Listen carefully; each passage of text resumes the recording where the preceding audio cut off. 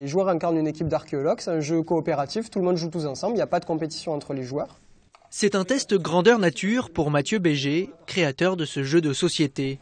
Les champs dessinés sur ce plateau seront bientôt un centre commercial. Les joueurs ont donc un temps limité pour fouiller le sol. Ils devront mettre au jour et identifier un aqueduc, un temple romain ou un château fort avant l'arrivée des bulldozers. Après plus de 6 ans de travail sur des vestiges gallo-romains ou de l'âge de fer, le jeune archéologue se retrouve au chômage.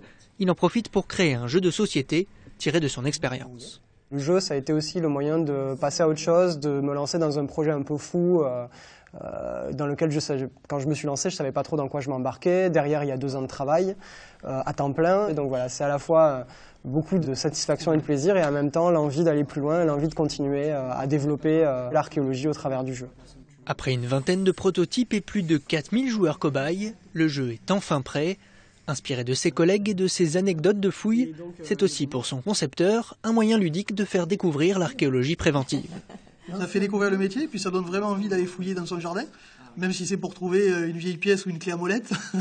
Mais ça donne vraiment envie et je pense que c'est un jeu qui peut créer des vocations. Moi, ça me fait penser beaucoup au Cluedo.